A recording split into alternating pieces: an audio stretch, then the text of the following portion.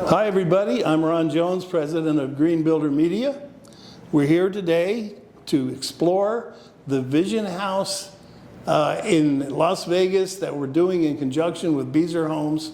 And we actually have a series of homes here. We're starting in the deconstructed model. And I want to welcome a guest this morning. This is Shawn Hunter, Global Sustainability Director for Shelter Solutions. Quite a mouthful at DuPont. And of course, DuPont needs no introduction in terms of the building industry, and especially DuPont Tyvek and all of the systems that go into play there in that suite to give us wonderful control over our interior environment. Tell us a little bit about the DuPont role in this project. Yeah, absolutely, Ron, and thank you. Hello. Just great to be here, and I say at DuPont, we're just thrilled to be part of the zero energy ready vision that Beazer has, and really excited to be part of this Vision House Las Vegas project. So yeah, you nailed it, right? When we talk about products, we really bring kind of the weatherization piece, the airtightness piece through our Tyvek solutions, and that's something that we've been known for a number of years. But we think about ourselves as really a combination of the products, the knowledge, and the service as well. So we've got the products, we've got the Tyvek. Other places we're pairing that with styrofoam for continuous exterior insulation. So you've got air, water, and thermal, kind of all together. But we bring the knowledge together to know how do you put those things together as sort of the easy button for the builder to meet their requirements. And so we'll work with folks. We've got a building knowledge center that really helps the builder design what's the best way to meet the code, considering different configurations. And then, once we've helped with the design, we also have the service side where we're actually getting out there. We've got specialists who are out there getting in the field, on the job site, kind of getting the hands dirty, but really helping make sure that these products are installed the right way the first time. Well, as a builder myself, what I appreciate the most, in addition to the longevity of the product and knowing the track record that it has, is the fact that there's a whole suite of products that complement one another. And it takes the guesswork out of it for the builder when you're specifying and you're worried about fenestration wrapping and other elements where there are penetrations in the building that you have to address, not just the house wrap, which is key, right, but it's all of those things combined. So it streamlines it. It gives you the confidence that you're not going to have problems with people pointing the finger at each other because something failed along the way. You have every bit of confidence in the entire suite. So that's special. And then, as you mentioned, the service and the follow-up and the ongoing innovation that you folks are so diligent at. What are you working on that's most exciting today for new product? Yeah, well, I'll tell you, Ron, every time I talk to our technical folks, I just get super excited because we've got so many smart scientists in the back working on cool new things. On the innovation side, actually, I might throw kind of a curveball at you and say, from an innovation perspective, we've actually been innovating a little bit on that knowledge and service side. So, when it comes to meeting energy compliance codes, meeting the code, you of course have your prescriptive pathway, you've got your performance pathway.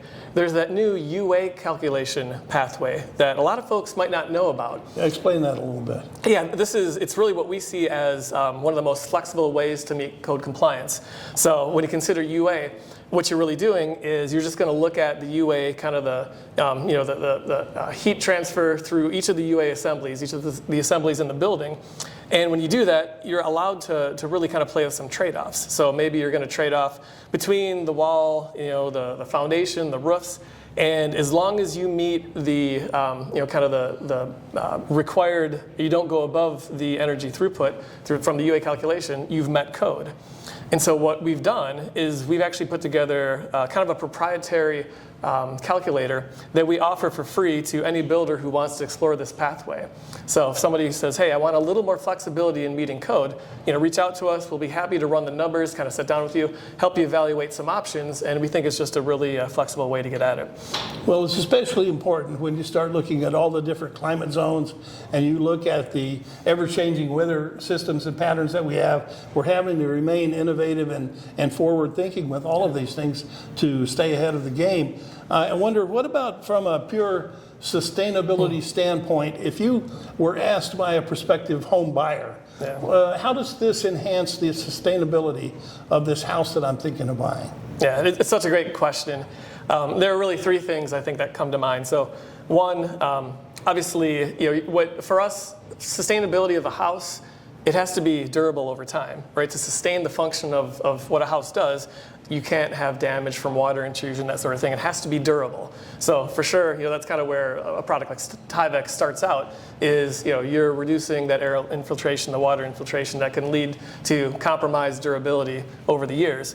But then obviously the second area, of course, is energy efficiency, right? So, sustainability being, energy efficiency being a strong part of that, when you're achieving high air tightness with something like Tyvek, and then in other climate zones, not 3B where we're at, but more colder, milder climate zones, when you're pairing that with continuous exterior insulation, now you're just really getting, that high performance envelope, that really strong thermal performance that you need. And that, from a sustainability perspective, of course, is lowering your operational carbon. And I think what we're seeing more and more these days, Ron, is homeowners where sustainability is really personal to them. And they want to do what they can to reduce their own carbon emissions, right? They want to do what they can do to address climate change. And so when you look at it from a personal perspective, if you look at your individual carbon footprint, the carbon related to heating and cooling your home is typically a pretty big chunk of that. So as a consumer, as a home buyer, if I'm buying a house built to zero energy ready standards, or even Energy Star, right, or just the latest IECC codes, I'm kind of doing my part to make a big dent in reducing my own carbon emissions. It's that combination of comfort on the interior space, that conditioned space, the sustainability that we talked about, the durability of the building itself, and then the energy performance, which is critical. Absolutely. So all of those things sort of wrap in there. What do you see going down the road in terms of the next steps in the building envelope, or in wall assemblies, or anything that you're focused on? Yeah, for sure. So, we're, of course, big energy efficiency guys, so we're watching where the energy efficiency, where the codes are going, right? So, Energy Star 3.2, designed to IECC at 2021, you're seeing where continuous insulation is really being emphasized there. If you kind of peek around the corner and you look at Energy Star 3.3, now we're actually starting to see where continuous insulation, like you almost have to have it at climate zones 4 and above to meet the requirements. So that's exciting, kind of seeing, again, just that trend towards overall increased efficiency. If you then layer something like zero energy ready on top of it, now you're meeting Energy Star energy efficiency requirements, but now you're adding more air tightness, right? You're even lower air changes per hour. And to get there, certainly it is not trivial. And I think that's just why it's really inspiring to see a leader like Beazer, making commitments around zero energy ready, because it's not trivial, but when you get there, it's just has a huge impact, and they're demonstrating that it can be done at scale. I think that's really exciting. Well, our tagline for this project is crossing the Rubicon. And the reason we came up with that is because Beazer's actually taking a big step across that river, and there's no going back. Once you start raising the bar and raising the floor, what happens is that the industry moves with you. And so this is a huge improvement over what we would call the base level that had been the standard for production builders around the country. Our hats really go off to them for having the courage and the foresight to take charge of that. But it's critical that they use the very best systems and products and the best people to help get there. So thank you so much for everything that you do in the industry, and especially for helping us with these projects. No, we're more than happy to be here. And actually, Ron, if I could, you kind of asked what's around the corner. If I take it from energy efficiency into the carbon side, carbon's that next big forefront, right? And that's kind of why we're building to these really highly efficient standards, because now you're able to just reduce that carbon. Again, you're zero energy ready, your Energy Star, you're reducing your operational carbon. But as we all know, there's carbon embedded in this product. Absolutely. And in order for us to do what we need to do as an industry, we have to get to net zero, both in the operations and in the embodied side, 2050 at the latest. And so what we're seeing we're seeing increased emphasis on that embodied carbon side. We're seeing definitely an uptick in the interest of environmental product declarations. We've seen that the last couple of years, kind of more and more requests, up from what was 0 before that. Exactly. And along those lines, we're seeing, well, for a house, how do you measure embodied carbon? Well, we're seeing things like the ResNet 1550 standard that are coming out, of course. But then I think it's overall, how do you put all that together?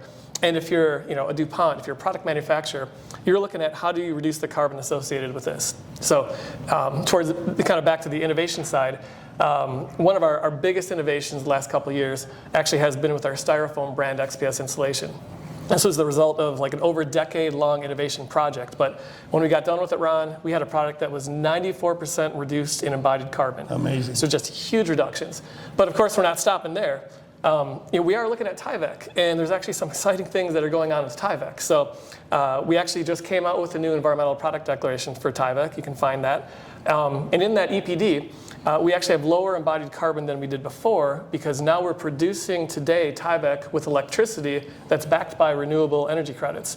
So that's kind of a cool step in the direction. But Ron, that's not all, because what I'm really excited to share is that today we've got the ability to make Tyvek using a renewable raw material. And so for those customers that might be interested, we can make an even lower embodied carbon version of Tyvek using this approach. And it's something that we've rolled out to customers in other markets that Tyvek serves and had a lot of interest there. And we're just really excited to be able to offer this bio-based, certified version of Tyvek to those customers and builders that might be interested. It's a never-ending quest to shrink the environmental footprint and make a balance between the natural environment and the built environment.